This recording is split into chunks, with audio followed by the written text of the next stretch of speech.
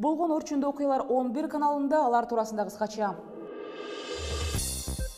Спикерди тандоо создугуда төрөкалыкка жаңы талапкерлер көрсөтүлмөй болду. Ошондой эле Түркия Спутник маалымат агенттигине бут тосту. Орус журналистинин киргизбөө окуясы боюнча азырынча түрк бийлиги үн ката элек. Бул арада Нью-Йоркто өткөн праймеризде Хиллари Клинтон менен Дональд Трамп алдыга чыгышты. Миллиардер Трамп өзүнүн атаандашы Тед Крузду дээрлик 30% добушка артка калтырды.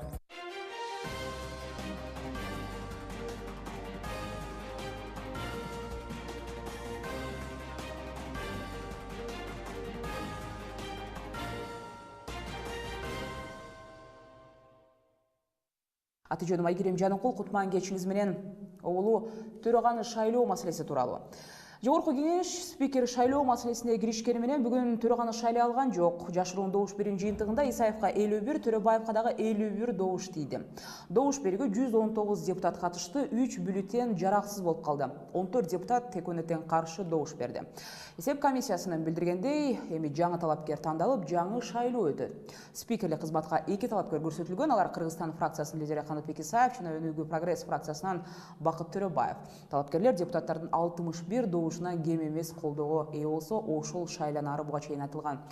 Өкмөт башчы болуп Сооронбай Жээнбеков дайындалганына байланыштуу анын иниси Асылбек Жээнбеков 13 апрелде жогорку кеңештин төрагалыгына кеткен.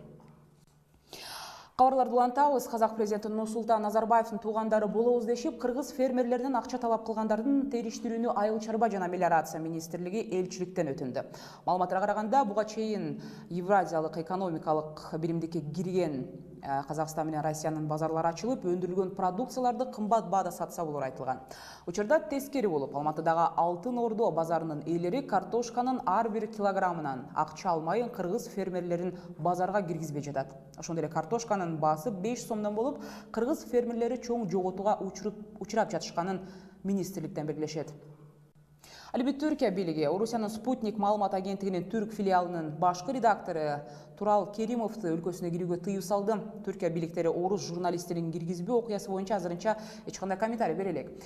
2016 жылдын 14 апрелинде Түркиянын телекоммуникация жана байланыш боюнча башкармалыгы материалдарында терроризмди пропагандалаган жана кыйноо менен кылмыштуулукту жактаган тексттер бар деп өлкөдөгү бир нече сайтты жапкан. Анын ичинде Спутник дагы бар болчу. 2 күндөн кийин сот аны бекитти. Орусиянын тышкы иштер министрлиги сайтты токтотууну укуктук негизи жок акция жана адам эркиндиги менен укугун одоно бузуу деп атады. Эми теманы Америкага бурсак, Нью-Йорк шаарындагы шейшембиде өткөн праймеризде Хиллари Клинтон менен Дональд Трамп алдыга чыгышты. Трамп шайлоочулардын 60% ишенимине татыса, Клинтон 57% добуш топтой алды. Трамп өзүнүн атаандашы Тед Крузду дээрлик 30% добушка артка калтырды. Белгилетсек, Дональд Трамп буга чейин 3 штатта Мичиган, Миссисипи жана Гавайида жеңишке жеткен. АКШда болсо президенттик шайлоо быйыл 8 ноябрга белгиленген. Праймериз менен кокустуктар партиялар ичиндеги алдын ала шайлоолор июлга чейин созулат. Андан соң бүткүл улуттук партиялык жыйындарда президенттикке талапкерлер расмий түрдө тандалып алынат. Жыйында штаттар ар түрдүү сандагы делегаттар менен штаттагы шайлоочулардын санына жараша көрсөтүлөт. Расмий түрдө президенттикке талапкер болуу үчүн номинант добуштардын талашсыз көпчүлүгүнө ээ болушу керек. Башкача айтканда, делегаттардын жарымынын добуштары жана кошумча бир добуш болуп саналат. Берүүбүздүн мындан ары улантып, эми төмөндөгү кабарларга токтолобуз. Салаттан улунган лицей окуучуларынын абалы туруктуу. Докторлор 1-2 күндө окуучулардын ооруканадан чыгышы мүмкүндүгүн билдиришет. Бирок жайларга болгон баа арзандады, кыймылсыз мүлккө болгон баа кайсы убакытка чейин кармалат? Алып сатарлардын кеңешин угуңуз. Ошондой эле каладагы Европа өлкөлөрүнүн тасмалары көрсөтүлүп баштады. Кино сүйүүчүлөр белгилүү сыйлыктарды алган мыкты фильмдерге күбө боло алышат. 11 каналында калыңыз. Аймактык кабарлардан Жалал Абад шаарындагы Кыргыз-Түрк балдар лицейинде ууланган өспүрүмдөр тыкыр көзөмөлгө алынууда. Жалал Абад облустук биргелешкен клиникалык ооруканасынын жугуштуу оорулар бөлүмүнө алгач 4 баланы Түрк лицейинин дарыгерлери алып келген. Дарыгер окуучуларга алгач медициналык жардам көрсөткөн. 4 окуучу медициналык кароодон өткөрүлүп, ботулизмдин белгилери байкалган. Маалыматтарга караганда, бир окуучу үйүнөн кышкы салат көтөрүп келип, кечинде балдар менен бирге тамактанышкан.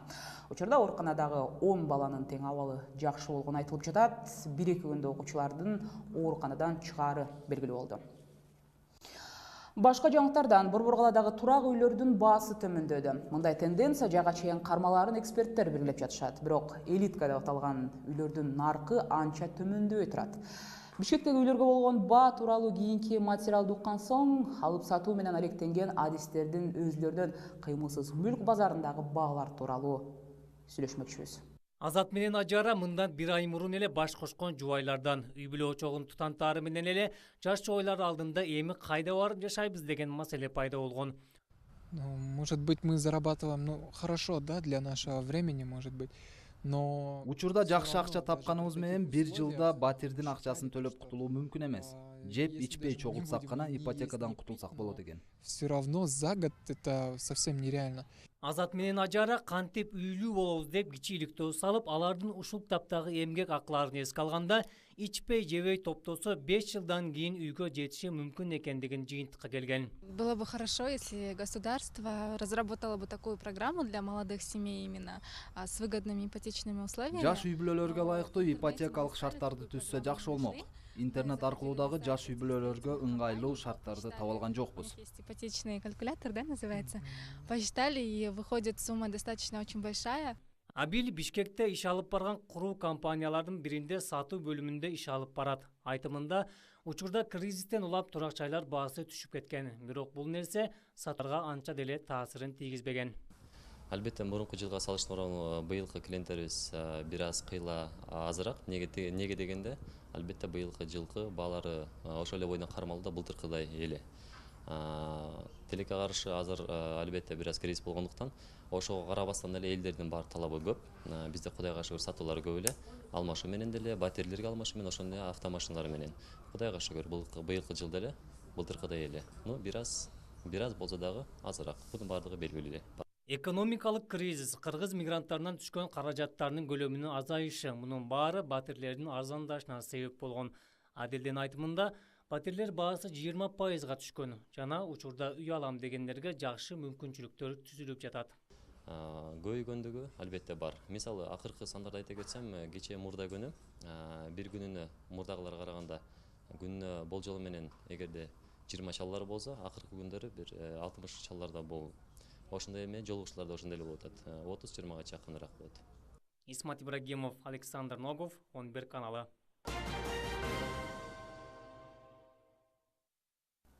Берибиз улантабыз, ошондой эле турак үйлөргө болгон баалар сатып алуу үчүн ыңгайлуу же жокпу деген суроонун айланасында риэлторлордун өздөрүнөн дагы сурап көрдүк. 11 каналында кыймылсыз мүлктөрдү сатуу менен алектенген компаниянын өкүлү менен болгон маекти сунуштайбыз.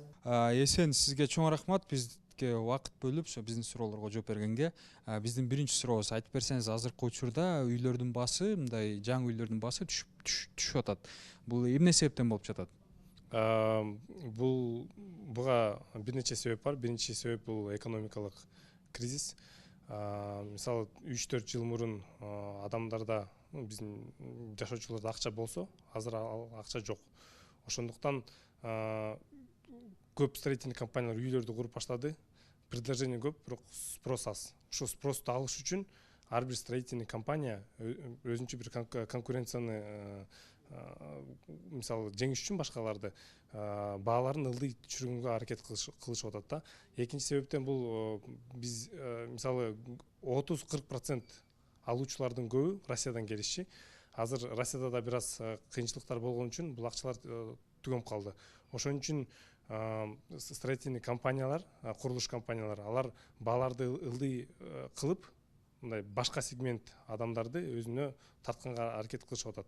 Экинчи себептен бул ар бир курулуш компания өзүнчө бир срок койгон, мисалы 2-3 жылдын ичинде бүтүрүшүбүз керек деген. Аны бүтүрүш үчүн мисалы 2 миллион же 3 миллион доллар керек. Ал акча мисалы жок болгондуктан алар эртерээк сатыш үчүн, эртерээк бүтүрүш үчүн ушундай шагтарга, кадамдарга кетип атат да. Ошон үчүн баалар азыр жай-жайдан ылдый түшүп атат. Рахмат, эмки сурооз айтып берсеңиз, мына үй курулганда үйдүн, мисалы, батирдин баасы эмне менен түптөлөт? Биринчиден бул жер. Анткени курулуш компаниялар куруш үчүн абдан жакшы жер керек. Аларда карайт.